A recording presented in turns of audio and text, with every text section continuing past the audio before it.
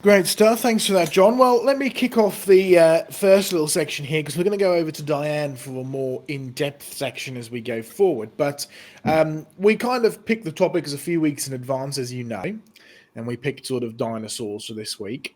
And as we get closer and closer to the time when we're doing this broadcast, when we're doing the topics, we start having a bit of discussion amongst the team as to what we specifically want to do, unless we've already picked a very specific topic.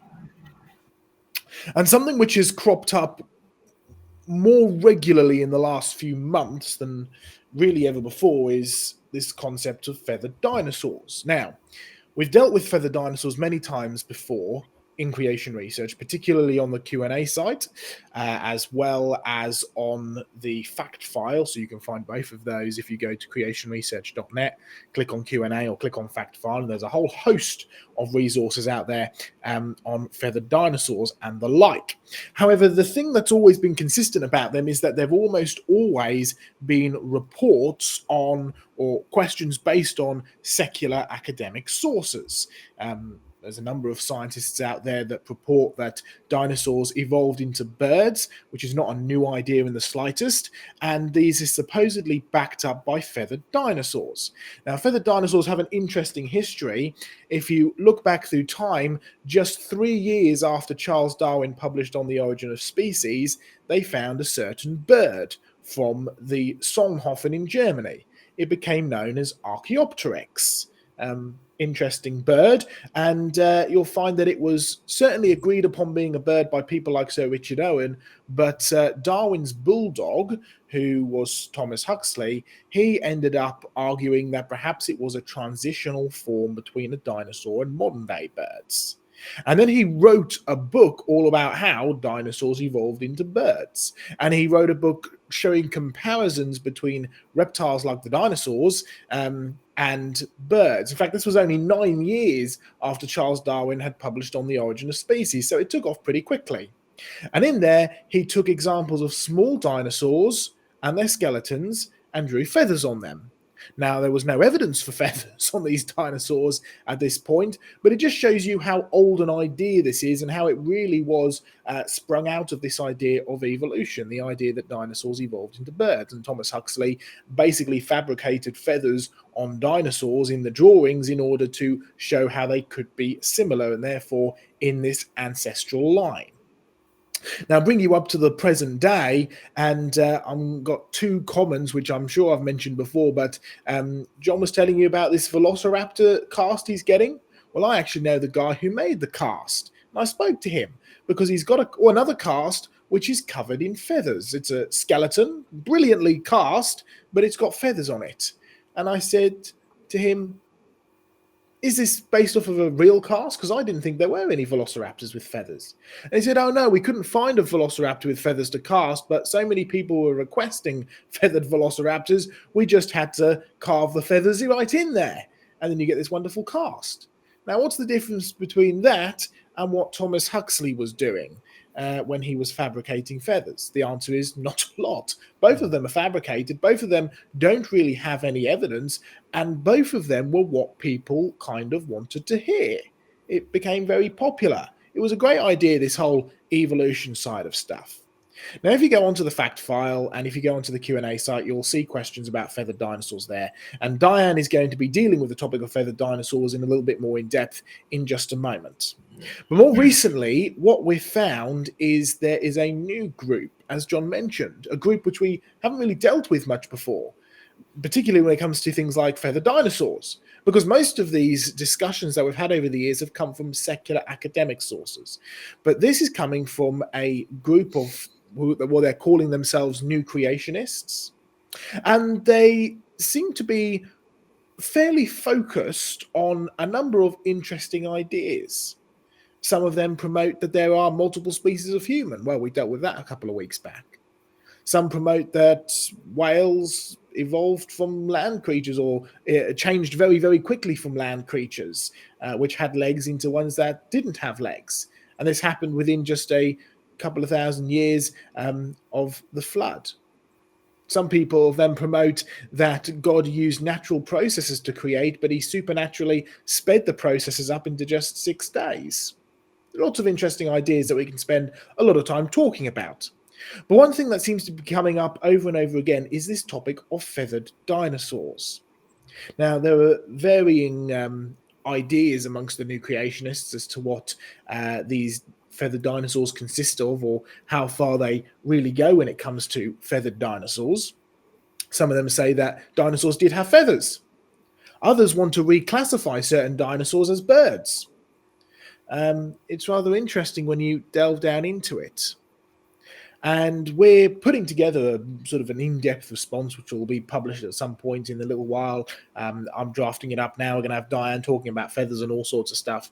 But I just want to tell you a title of an article recently published, which we'll refer to in this review kind of what the new creationists claim about dinosaurs. The title was called Velociraptor, a Feathered Fiend. Now, it wasn't posed as a question, it was posed as a statement. And in fact, the article went on to describe Velociraptor as a feathered fiend. Now, there are two major issues just in this title. I wonder if you can work out what they are. Well, the first one is the feathered, which we're going to talk about today. We're going to talk about, is there any evidence of feathered dinosaurs? We're going to talk about what is the grand total evidence for feathered velociraptors or Deinonychus or any other of these creatures. And the reality is there really isn't any evidence. It's a purely evolutionary idea based off of the necessity for dinosaurs to be feathered in order to make them one step closer to evolving into birds. So first and foremost, it's a secular idea and there really isn't any evidence for it anyway, which we'll talk about more in depth in Diane's section. But the second issue is the fiend. Fiend? Well, in Old English, you'll find that the word fiend is used synonymously with an evil spirit or a devil. And it really doesn't have much better connotations today. A nasty, evil creature. In fact, the article goes on to talk about how this creature was designed with a great big hooked claw for pinning animals down so it could eat them, for hunting, with sharp teeth that move together in packs. Now, this is coming from a group that call themselves the New Creationists. Creation? Who did the creating? Jesus Christ. In fact, that's what they believe. Okay, what did Jesus Christ say about his creation? Well, quite a lot of things. Number one, in the beginning, everything was very good. Now, what does good mean? Because you and I, we use good as a moral word today, and it is that, but it's so much more than that.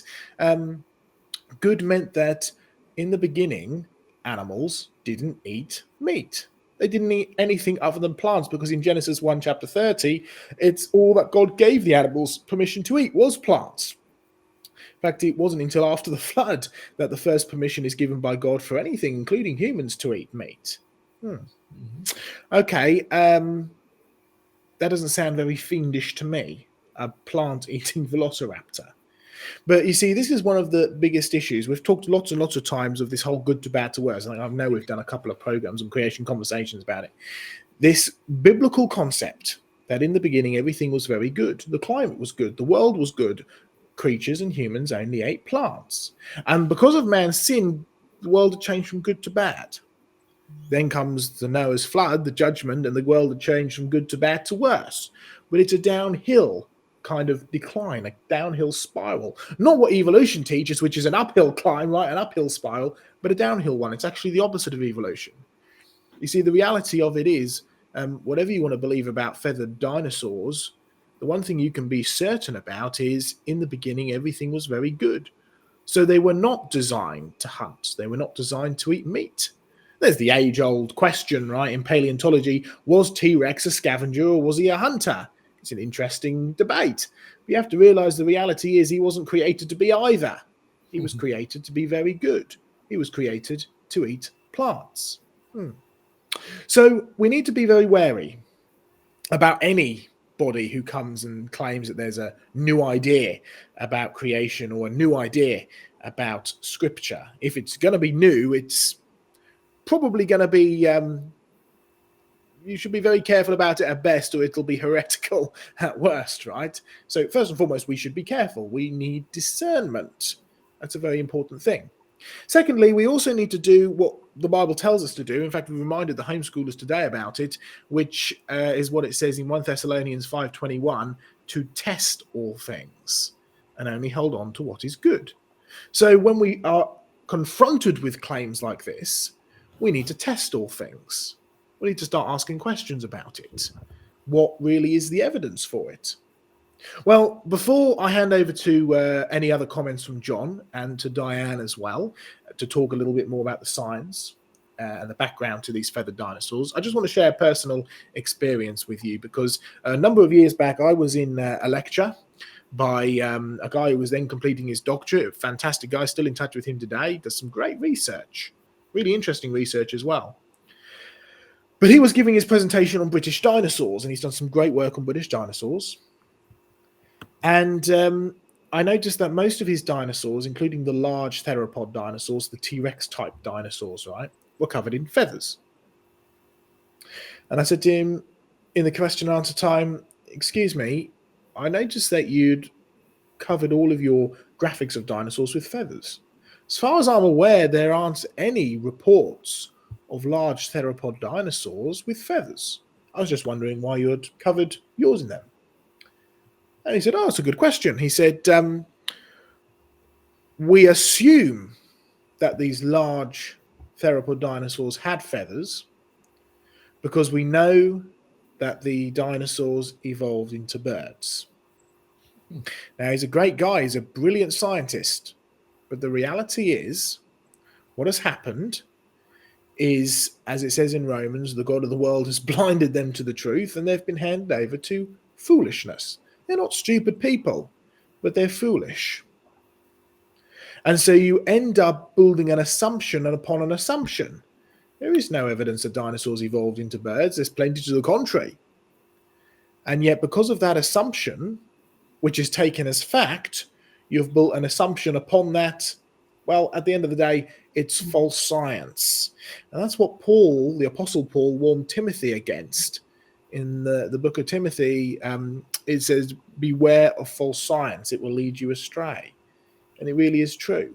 If you start on the wrong foundation with the wrong error, whether you're an atheist, evolutionist, or a new creationist, if you start with the wrong foundation, you'll end up getting wrong and more wrong very, very quickly, further and further away from the truth and deeper into error. So a little warning.